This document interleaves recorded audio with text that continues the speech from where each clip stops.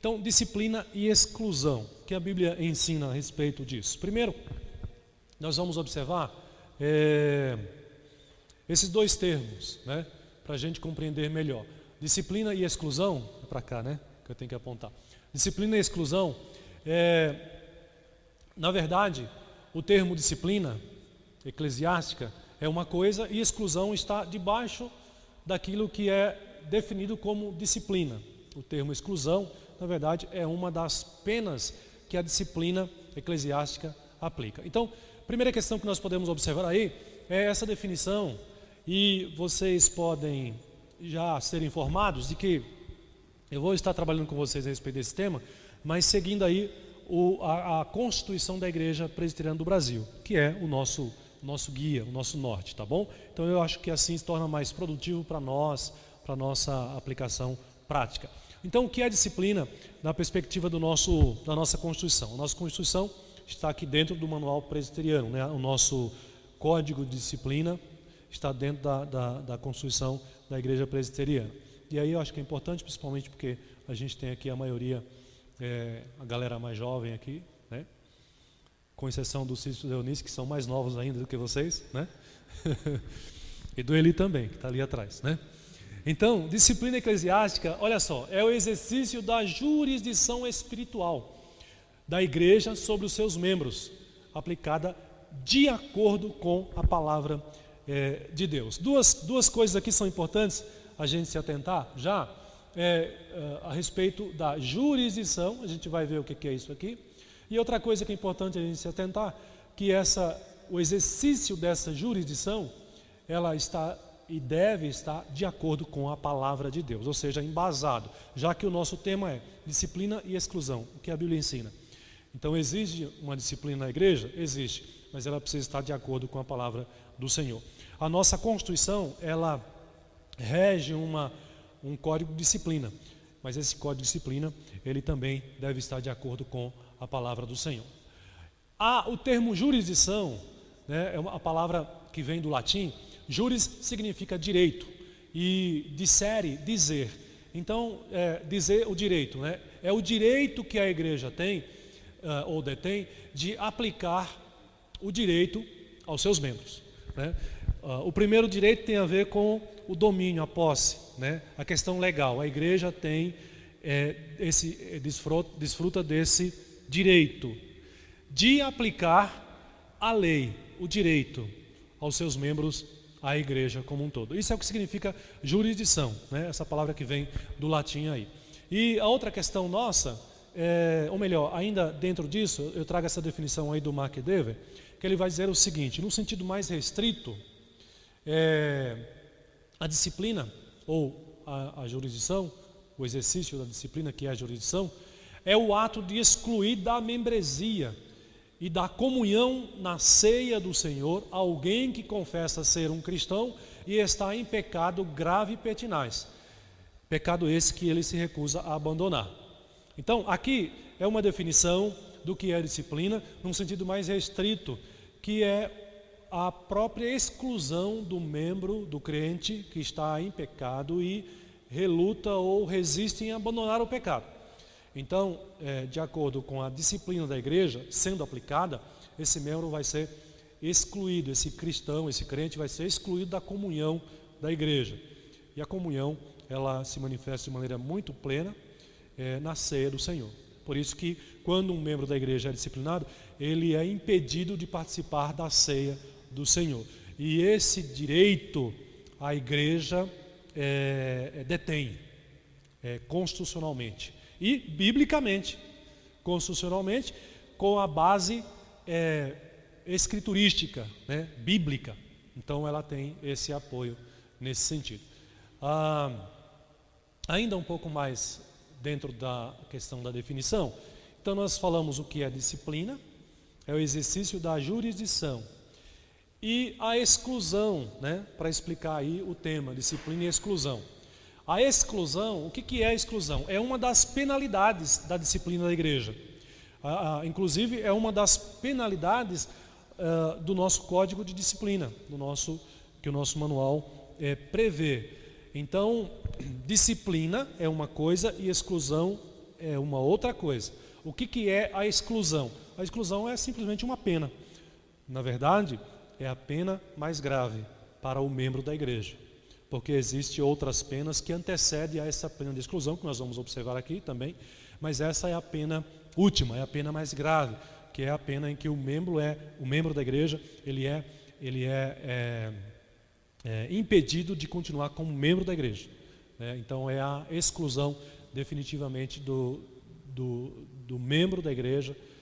E, inclusive isso é feito de maneira legal, isso é registrado em ata, né? Quando alguém é disciplinado na igreja, é registrado todos os passos que foram dados antes de se chegar a uma disciplina. A aplicação da disciplina, seja ela qual for, até mesmo a exclusão, antes de chegar a esse ponto, outros passos foram dados, inclusive a assistência pastoral, né, que deve ser uma das primeiras coisas que deve ser assistida, né, ao cristão que está em pecado. Ok? Então, disciplina é uma coisa e exclusão é uma outra coisa. Disciplina é o exercício da jurisdição da igreja, que detém esse direito, né? E a exclusão é uma das penas, ou uma das penalidades da própria disciplina, que a disciplina prevê. Tudo bem até aqui? Está claro aí essa questão, então, do nosso tema? Um outro detalhe que é importante para os irmãos conhecerem também, que a penalidade, ou a pena, é aplicada mediante a sentença eclesiástica, né? Esses termos são termos legais, né? São termos jurídicos, né? Então, o pastor não pode disciplinar um membro da igreja. Um presbítero, em particular, não pode disciplinar um membro da igreja. Eu me lembro, só fazendo uma ilustração aqui para os irmãos, houve uma época em que o presbitério teve uma congregação presbiterial. É diferente da congregação da igreja local. Nós temos a congregação do campanário. Teve uma congregação e nenhuma igreja pôde assumir. Então essa congregação ela foi assumida pelo presbitério. E o presbitério designou um pastor para cuidar daquela congregação, pastorear aquela congregação, e nomeou uma mesa administrativa. E houve um momento em que um crente daquela congregação, ele estava em pecado, e isso foi dado ciência, e o pastor tomou conhecimento disso. Então o pastor chamou esse membro e disciplinou esse membro. Mas aí, quando chegou no presbitério, que o presbitério foi examinar as atas da congregação, verificou-se esse ato, e o presbitério considerou esse ato inconstitucional. E aí orientou o pastor da congregação a rever essa disciplina aplicada, ou seja, desfazer o que ele fez. Por quê? Porque a pena é aplicada, toda e qualquer pena, ela só é aplicada mediante a uma sentença eclesiástica. E uma sentença eclesiástica, ou seja, uma sentença é uma determinação, né? É a pena aplicada. Ela só pode ser aplicada, proferida, por um concílio competente. No caso da igreja, o concílio que é competente, qual é? É o conselho. Não sei se todos aqui sabem, mas o conselho, quando se reúne para aplicar uma pena, né, ao membro da igreja, antes disso, é registrado em ata, ele precisa se transformar em tribunal. Então o conselho da igreja, naquele momento, cada presbítero e pastor funciona como um juiz e segue todos os passos conforme a orientação da nossa Constituição, do nosso Código de Disciplina. Sabiam disso? Tinham essa informação? Alguns tinham, outros não. Por quê? Porque você está lidando com uma coisa que é muito séria. Tem um embasamento bíblico e deve ter também um embasamento constitucional. Se o conselho não se atentar a essas exigências legais e aplicar uma disciplina, uma pena a um crente da sua igreja, quando o presbitério for examinar aquela ata onde consta aquela disciplina, se tiver ilegal, ele vai ser passível de observação do próprio presbitério e pode até mesmo mandar desfazer, né, aquela disciplina que foi aplicada, como foi o caso do exemplo que eu citei da de uma congregação no nosso presbitério. Por isso que precisa ser observado, por isso que precisa ser... Gente, para o conselho aplicar uma disciplina a um crente na igreja, qualquer irmão, além de ser uma questão que gera muita tristeza no nosso coração, porque a causa da disciplina é o pecado, né? O que atrai a disciplina, o que exige a disciplina é a falta, é o pecado, e isso gera tristeza em nosso coração. Além da tristeza que gera no nosso coração, gera um trabalho minucioso e exigente, exaustivo muitas vezes, porque envolve questões legais, questões de leis mesmo, e que o conselho precisa estar atento para cumprir todos os passos, todas as etapas de maneira rigorosa. Então é muito trabalhoso e muito difícil, mas é necessário, o conselho precisa se atentar a essa questão. Deixa eu falar para vocês, mostrar para vocês quais são as penalidades que existem na igreja, né, que a Constituição prevê. As penalidades são de admoestação. Primeira penalidade o que isso significa? Um crente pecou e ele veio ao conselho, ou ele foi denunciado, né, ou alguém prestou uma queixa contra ele, e aí o conselho resolve aplicar essa pena de admoestação. Consiste em chamar aquele irmão que foi culpado, que está em pecado, e de modo reservado, verbal ou escrito, exortar esse irmão a se corrigir. Então isso é feito perante o conselho, e essa admoestação ela é feita também de maneira reservada, né? Isso se aplica ao caso de pecados, né, de faltas, que também envolve não a coletividade, mas ao indivíduo apenas. É um pecado, digamos assim, que só atingiu a própria pessoa, e só ele sabe, por exemplo. Então aí cabe, por exemplo, a pena de admoestação. Mas ainda assim é uma pena, né? Porque a gente pode pensar, mas é só uma admoestação. Não, é uma pena, é uma disciplina, ele foi disciplinado, né? E isso também precisa estar registrado nos livros de atos da igreja. A segunda pena que pode ser aplicada é o afastamento. Esta é a que a igreja toma mais conhecimento, porque quando se aplica uma pena de afastamento, precisa ser comunicado à igreja, e é o que o conselho faz. O membro então fica impedido da comunhão, né, dos privilégios da igreja, da Santa Ceia. E quanto a um oficial, um presbítero, um diácono, quando ele é disciplinado, e até mesmo um pastor, ele fica impedido de exercer o seu ofício. Então, se ele é presbítero, ele fica impedido de exercer o presbiterato, o diaconato ou o próprio pastoreio. E se for o caso, e aí compete, quem é que vai decidir isso? É o concílio que está julgando, pode ser o conselho, ou no caso de pastor, pode ser o presbitério. Ele vai julgar se ele vai ser afastado também da comunhão. Entende? Então, existem essas duas questões. Quem disciplina pastor de igreja? Não é o conselho da igreja, porque o pastor não é membro da igreja. O pastor, ele é membro do presbitério. Então, ele precisa ser disciplinado pelo presbitério. E aí, a exclusão que eu já falei para os irmãos, que é eliminar o faltoso da comunhão da igreja. Então, existem essas três penas. E no caso de oficial da igreja, a deposição. Recentemente, os irmãos se lembram, foi comunicado à igreja a deposição de um ministro da igreja, do nosso presbitério aqui, né? Então, essa pena de deposição, ela se aplica aos oficiais da igreja, né? E no caso aqui, do exemplo que eu estou falando para vocês, um dos nossos pastores do presbitério foi deposto. Ou seja, ele deixou de ser pastor, né? Isso é, inclusive, divulgado nos documentos da igreja, isso é informado publicamente, que aquela pessoa, ele, a partir de então, não é mais pastor da igreja presbiteriana do Brasil. E isso é muito triste, porque a causa disso é o pecado, né? Então, o concílio, quando aplica isso, não faz com alegria, certamente, mas com tristeza. Então, aqui, eu estou mostrando para os irmãos as penas ou as penalidades que existe, que está dentro do que nós entendemos como disciplina. A exclusão, inclusive, é uma delas que está aqui, ok? Então, essas são as penalidades. Bom, qual é o objetivo, então, da disciplina? Por que a igreja deve disciplinar os seus membros? Toda disciplina que é aplicada e deve ser aplicada com esse objetivo, visa edificar o povo de Deus. A disciplina na Bíblia também, ela tem esse objetivo. Ela visa a edificação dos cristãos, dos discípulos de Jesus Cristo.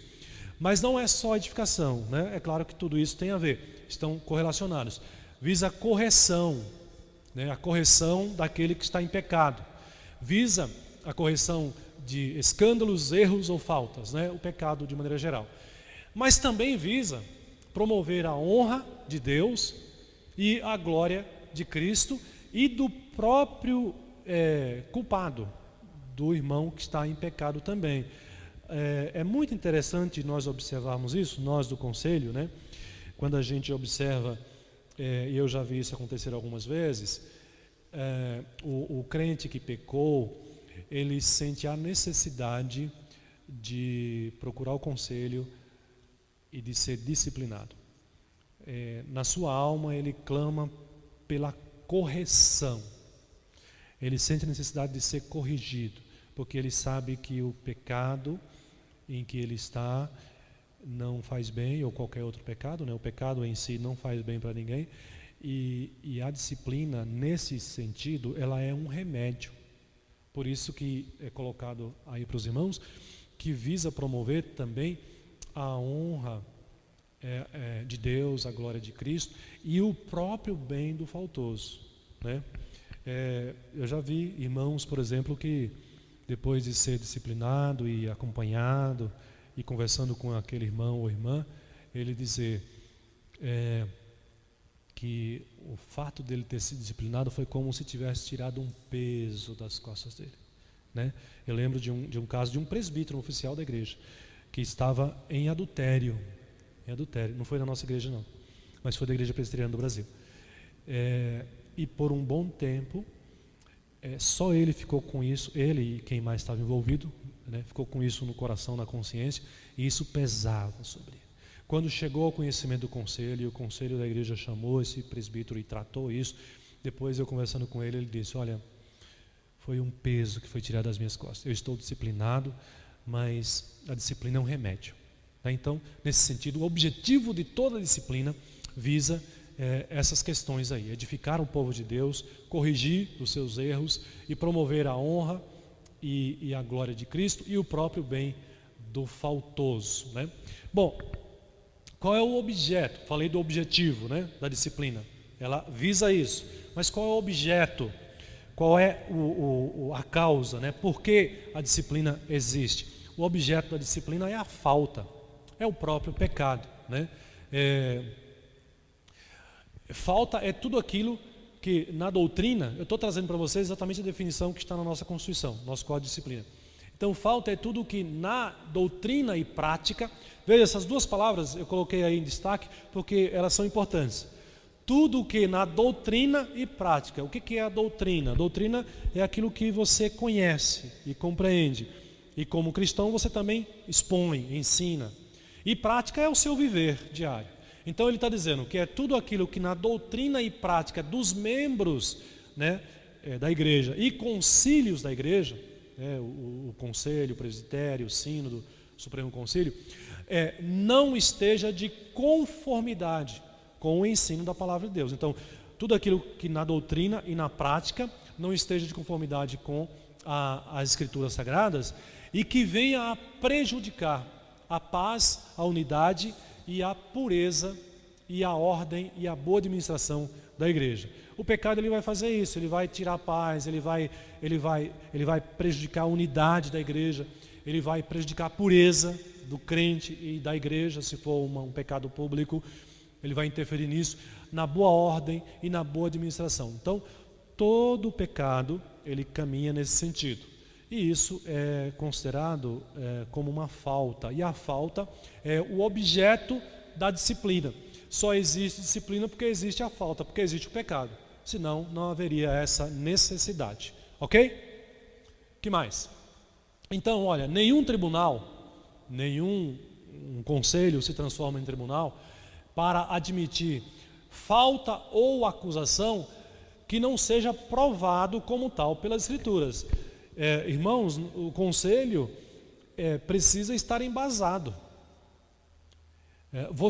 Qualquer um de vocês pode apresentar uma queixa ou uma denúncia de qualquer crente da igreja, até mesmo do pastor. Mas essa queixa ou essa denúncia precisa ter fundamento, precisa ser provado segundo a interpretação dos símbolos de fé, né, da nossa igreja, com base nas escrituras, de que aquela denúncia procede, de que aquele irmão realmente está em pecado. Se alguém apresenta uma denúncia ou uma queixa contra um outro irmão da igreja, mas que ela não tem fundamento, essa queixa volta-se contra aquele que a apresenta, porque não tem fundamento, não tem base. Então ele está levantando uma calúnia, fazendo uma difamação, né? E isso se constitui numa falta agora, e é essa pessoa que trouxe a queixa que está promovendo a própria falta. Então o conselho da igreja, ou qualquer concílio da Igreja Presbiteriana do Brasil, só pode receber qualquer queixa, qualquer acusação que de fato seja comprovada pelas Escrituras. Ok? Então tem que ter embasamento das Escrituras. E aqui eu passo a mostrar para vocês alguns tipos de faltas, né? Alguns tipos de pecados aqui que o conselho ou os conselhos podem admitir. Então, primeiras são as faltas pessoais, que eu já até citei para os irmãos. É um pecado que envolve apenas você, mas você tem consciência disso. E você precisa da ajuda do conselho, da liderança da igreja, dos seus guias espirituais, para você tratar isso. Você precisa ser corrigido, você precisa da disciplina. E aí você vem, procura o pastor ou o presbítero, procura o conselho, e o conselho entende que essa falta que foi praticada é uma falta pessoal. Com base nessa falta vem a disciplina. Ela pode ser, lembra das disciplinas lá? Pode ser de demonstração, pode ser de afastamento e pode ser de exclusão. Então, com base na falta, se trabalha também a própria disciplina. A segunda falta são faltas gerais. Isso são classificações do nosso Código de Disciplina. Faltas gerais que envolvem a comunidade, que envolve a própria igreja, quando atinge a coletividade, né? Então, o pastor adulterou. Envolveu toda a igreja, se tornou público. Então não atinge apenas o pastor, atinge mais uma pessoa envolvida e atinge toda a comunidade, toda a igreja. Então é uma falta geral. Uma outra falta pública, né, que se faz notória, né? Talvez a diferença aí não seja tão relevante entre uma e outra, mas existe essa classificação no nosso manual. E as faltas que são veladas, quando desconhecida da comunidade. Também está relacionada com as pessoais, né? Quando é um pecado pessoal e que não se tornou público. Você pode ter cometido um pecado, né, pessoal, ou eu posso ter cometido um pecado pessoal, e essa falta, ela se enquadra na velada, porque só eu sei. Mas eu posso ter cometido um pecado, né, pessoal, que envolve apenas a mim, mas ele se tornou público. Então elas podem se comunicar aí, umas com as outras, dentro do tipo de pecado e como ele se dá, como ele se encontra, né, digamos assim, hoje. Se tornou conhecido, está apenas você, envolveu a coletividade, né? Então esses são os tipos de falta que a nossa Constituição prevê aqui, ok? Então nós temos aqui 4 tipos de faltas que o conselho é obrigado a seguir como parâmetro para saber que tipo de pena vai ser aplicado. Outra coisa que eu quero compartilhar agora, até aqui nós vimos, eu estou mostrando para vocês, da perspectiva da nossa Constituição. Então tudo isso que eu falei para vocês aqui das penalidades, da disciplina, das penalidades, das faltas, isso tudo o conselho seguia pelo Código de Disciplina, e é isso que é usado para aplicar quando um irmão está em pecado, tá? Olhando um pouquinho mais adiante agora, considerando o que a Bíblia traz, né, indo um pouquinho mais a fundo nessa questão. Então por isso que eu coloquei aqui a disciplina e a Bíblia, né? Será que a disciplina tem realmente embasamento bíblico? Será que a disciplina vem de Deus? Será que ou é apenas uma questão legal, é uma questão dos homens, é uma questão da Constituição da Igreja Presbiteriana do Brasil? Bom, a Bíblia revela que Deus criou o universo, a humanidade, Israel e a igreja para manifestar a sua glória. Então, veja que fala desde a humanidade, o universo, a humanidade, o povo de Deus do Antigo Testamento, a igreja, né, que somos nós, para manifestar a sua glória. E por isso, para isso, ele estabelece leis que toda a sua criação deve obedecer. Então Deus cria todas as coisas para a sua própria glória, mas paralelo a isso, Deus cria também leis que devem ser observadas por toda a sua criação. Então, por exemplo, a gente fala da criação, né, do universo. Deus cria o sol, mas Deus coloca leis para o sol. O sol, ele todos os dias, né, ou a terra gira em torno do sol, né? Deus cria o mar, por exemplo. Deus cria leis para os mares, limites para as águas, né? Estou falando de leis aqui naturais. Mas Deus cria a humanidade e Deus coloca também a lei para que a humanidade observe. A humanidade tem seus limites, né? Todos nós temos. O povo de Israel, Deus chamou o povo de Israel para manifestar a sua glória para as nações vizinhas, mas Deus coloca leis para o povo de Israel e assim também a igreja como um todo. E nós devemos estar atentos e obedecer a essas leis. As leis de Deus, quando não obedecidas, implica em sermos disciplinados pelo próprio Deus. Ok? Adão e Eva, por exemplo, não manifestaram a glória de Deus quando pecaram, não foi? O pecado de Adão e Eva não revelou a glória de Deus, não honrou a Deus, pelo contrário. Gênesis 2,17 mostra que eles desobedeceram a lei, né? E aqui a lei, os irmãos já conhecem, eu gosto de falar desse versículo, né? A lei que Deus cria aqui, eu chamo de lei da morte, porque foi quando Deus disse para Adão que se eles comessem do fruto da árvore que está no meio do jardim, eles iriam morrer. Então aqui está a lei, né? A primeira lei que Deus declara para os homens, e juntamente com essa lei há a pena quando desobedecida, né? Eles quebraram essa lei. Então o 2,17, mas da árvore do conhecimento do bem e do mal não comereis, porque no dia em que dela comeres, certamente morrerás. Está aqui a lei. Há um limite, um limitador. Do fruto de todas as árvores vocês podem comer, mas daquela que está no meio do jardim, não pode. É igual o pai falando para a criança, né? Não pode. Mas não pode. E se você ultrapassar essa lei, quebrar essa lei, vai ter implicações sérias. E aí, então, eles foram disciplinados, porque eles quebraram a lei. Qual foi a disciplina? Né? Na conclusão deste capítulo 3, o Senhor Deus, por isso, o lançou fora do jardim do Éden, a fim de lavrar a terra de que fora tomado. E expulso o homem, colocou querubins ao oriente do jardim do Éden, e o refugiu de uma espada que revolvia, para guardar o caminho da árvore da vida. Então, eles pecaram, desobedeceram, quebraram a lei de Deus, quebraram a regra que Deus estabeleceu, e por isso eles foram disciplinados por Deus. Está aí a disciplina, né? A primeira disciplina bíblica aplicada aos homens. E quem aplica? Deus. Então a disciplina bíblica, a disciplina na igreja tem fundamento bíblico? Tem. Nós podemos observar outros exemplos também do que a Bíblia ensina a respeito da disciplina. Os israelitas, Deus chamou esse povo, eles foram chamados para manifestar também a glória de Deus. Assim como Adão e Eva foram criados para manifestar a glória de Deus, os israelitas também foram criados para a glória de Deus. E eles deveriam fazer isso através do seu testemunho, um testemunho de santidade, né, do caráter de Deus, caráter santo de Deus na vida deles, às nações pagãs. E a lei de Deus era o fundamento para a disciplina, ou disciplinar os desobedientes. Então, por exemplo, nós encontramos lá em Levíticos 19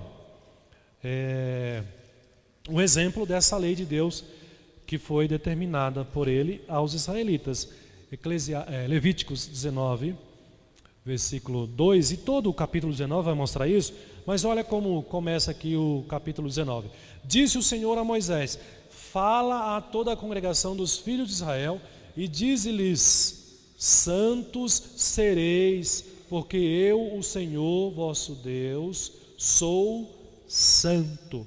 Deus determina, dá essa ordem para que eles sejam santos. E ser santos aqui é na prática, mas também na doutrina, né? No proceder, no ensinar, no falar também para as outras nações. Todo o capítulo 19 vai mostrar aqui uma série de leis que Deus vai determinando. Leis práticas. Por exemplo, o versículo 3 mesmo. Cada um respeitará a sua mãe e o seu pai e guardará os meus sábados. Eu sou o Senhor vosso Deus. O versículo 4. Não vos vi... como é que é?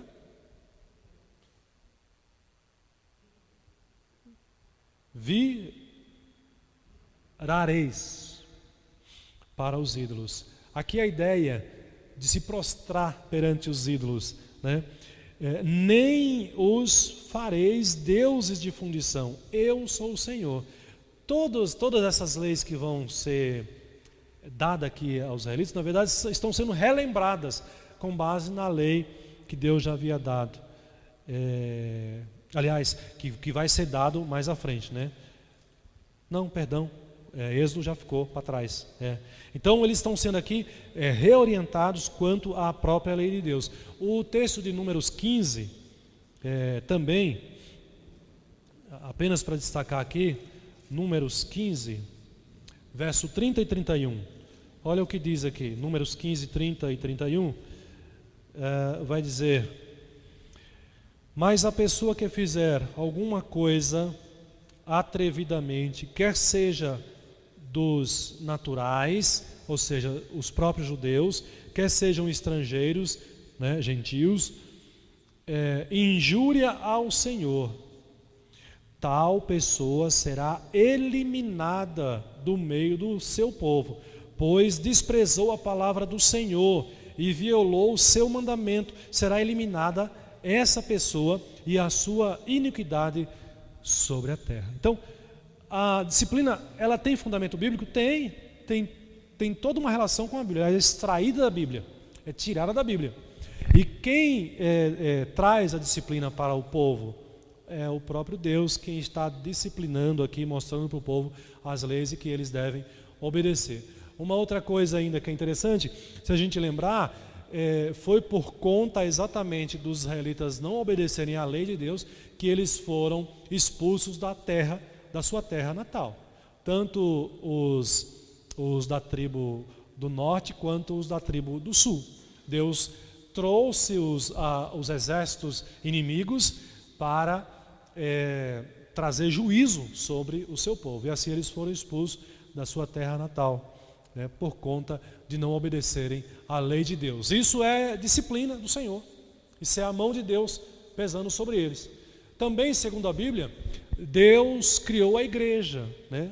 A igreja com o propósito de ela refletir crescentemente o caráter de Deus, e a disciplina agora nos ajuda a refletir com fidelidade o glorioso caráter de Deus. Então Deus, através dos apóstolos, agora institui a igreja, e nós vamos observar a igreja também exercendo a disciplina.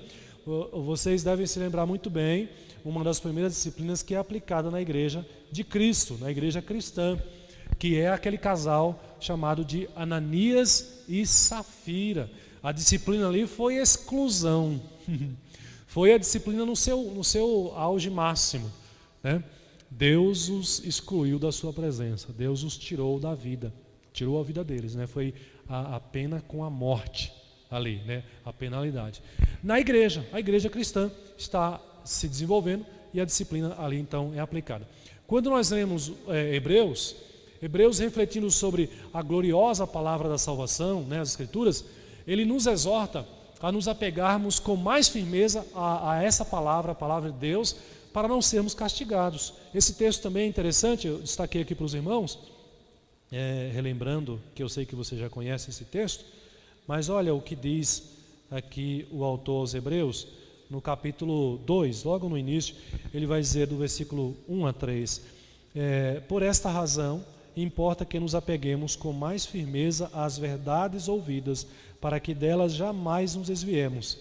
Se, pois, se tornou firme a palavra falada por meio de anjos, e toda transgressão e desobediência recebeu o justo castigo, como escaparemos nós se negligenciarmos a tão grande salvação? Aqui ele está se referindo à salvação, a palavra, o evangelho trazida por Cristo Jesus, trazido por Cristo Jesus.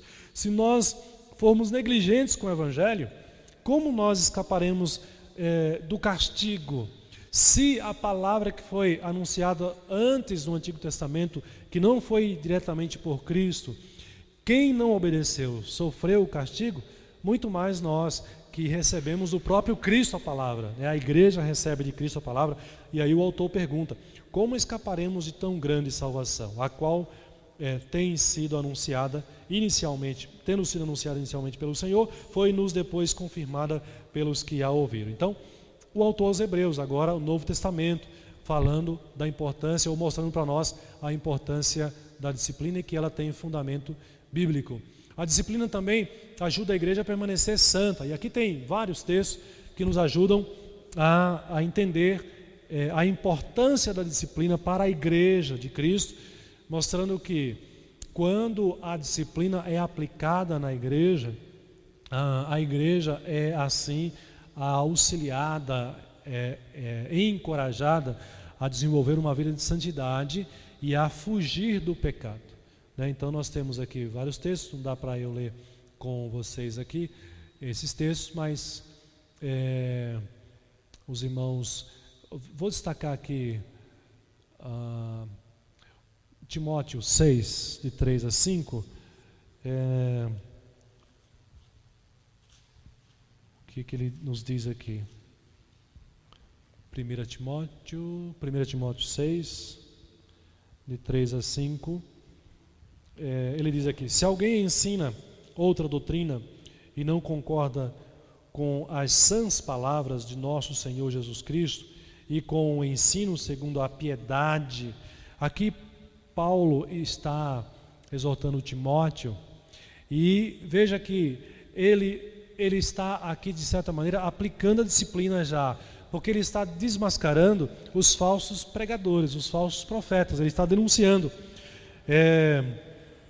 O versículo 4, é enfatuado, nada entende, ele está dizendo quem são estes e o que acontece com eles, mas tem mania por questões e contendas de palavras, de que nascem inveja, provocação, difamações, suspeitas malignas, altercações sem fim, por homem cuja mente é pervertida, e privados da verdade, supondo que a piedade é fonte de lucros. Por que é importante essa palavra de Paulo? É uma palavra também disciplinadora para aqueles que estão ensinando heresias, porque esses estão dentro da própria igreja ensinando heresias, e Paulo então, quando escreve essa carta e a igreja lê essa carta publicamente, né, aqueles que ensinam heresias estão ouvindo, então eles estão sendo exortados pelo próprio apóstolo Paulo, e aí a igreja com isso também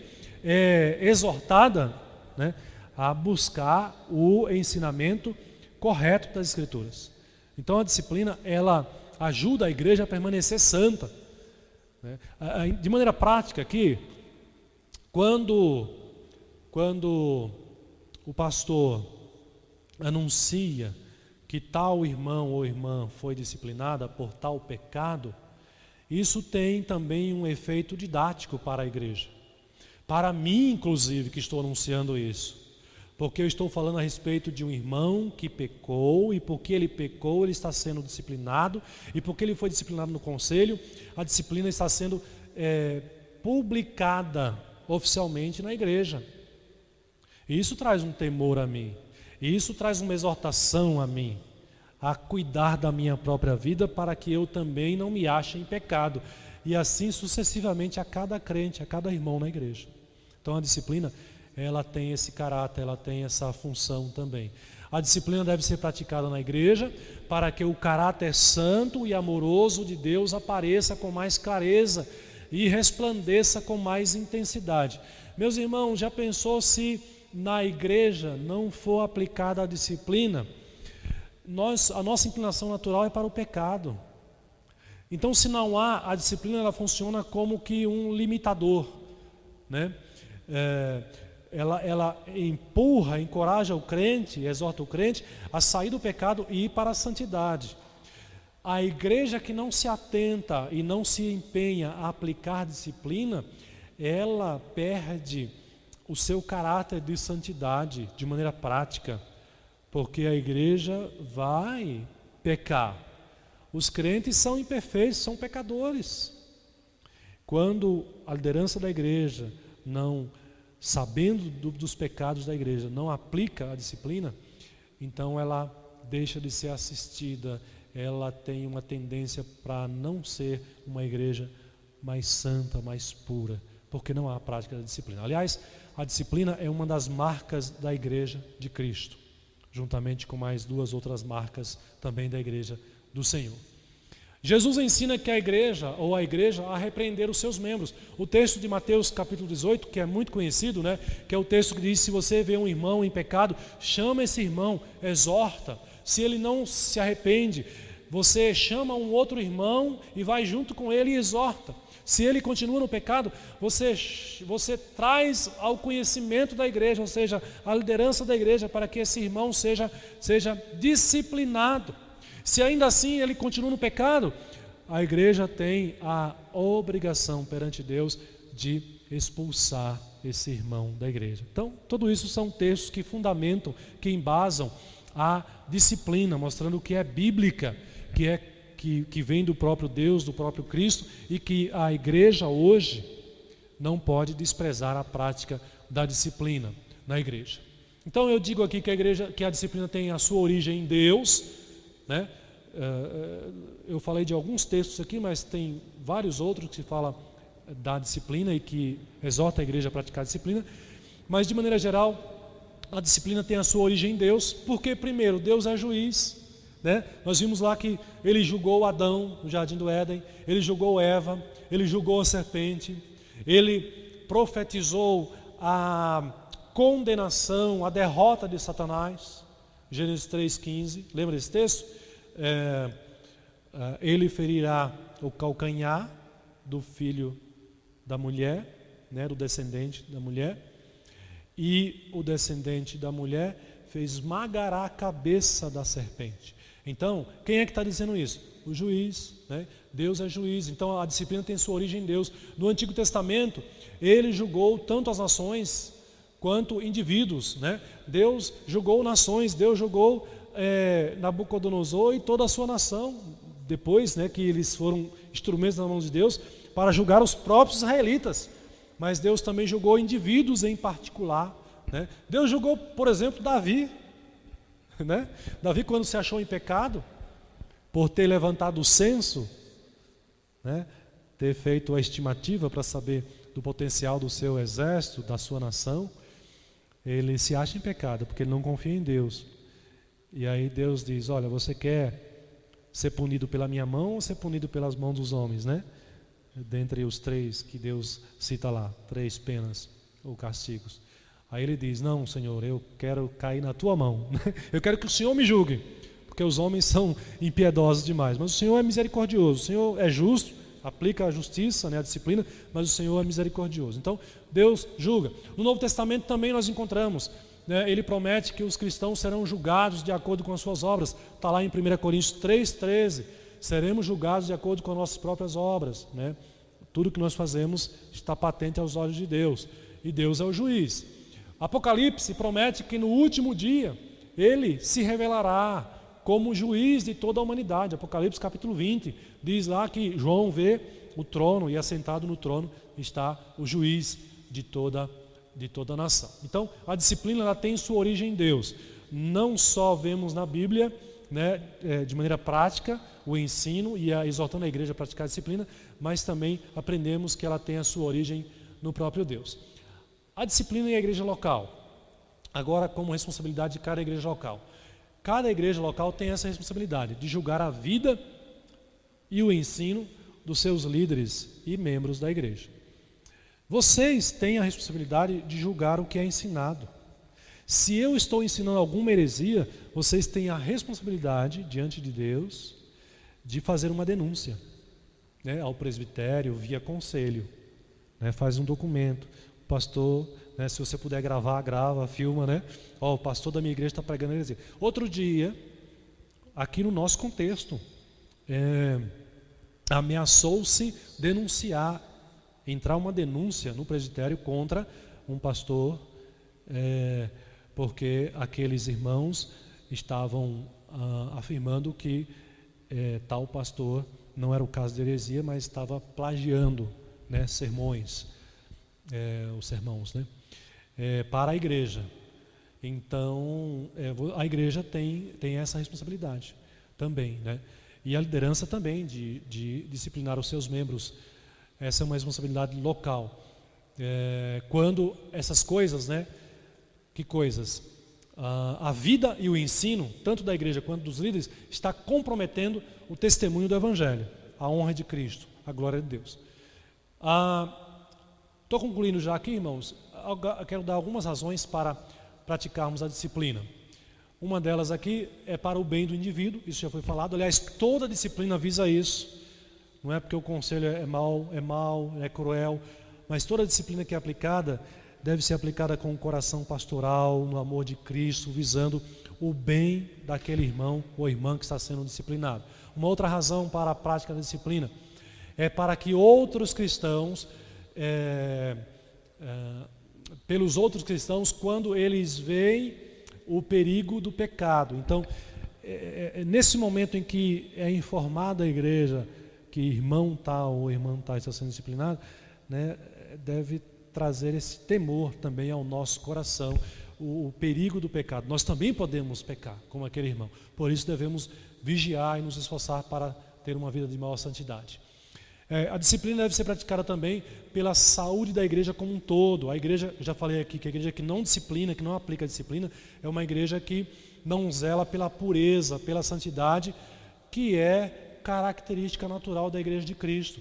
Aliás, de cada cristão, sede santos, porque eu sou santo. E a disciplina, ela nos estimula, nos encoraja à santidade. Pelo testemunho coletivo da igreja e, consequentemente, pelos não cristãos da comunidade. Então, olha que coisa interessante. Um presbítero ou um líder da igreja que está em pecado e que não é punido, que não é disciplinado, e isso se torna público para a comunidade, para os moradores da cidade que não são cristãos. Que escândalo esse, né, irmãos? Isso pode acontecer, já havia acontecer, né? Vizinhos da igreja saberem que pastor, né, A, B ou C, estava em pecado e a igreja não aplicou nenhuma disciplina, o presbitério não tratou do caso. Mas que igreja é essa? Que testemunho é esse? Então, a disciplina ela tem também essa função, o testemunho não só coletivo da igreja, mas consequentemente também da comunidade, né? O bom testemunho, o pecado está sendo tratado na igreja. E pela glória de Deus, né? A outra razão aqui, a glória de Deus, a nossa santidade deve refletir a santidade de Deus. Quando o pecado não é tratado na igreja, a glória de Deus está sendo prejudicada no meio do povo, não está sendo manifestada, porque o pecado ele tira esse privilégio que é da própria igreja. Então, eu concluo aqui dizendo dessas 5 razões para a igreja exercer a disciplina na igreja.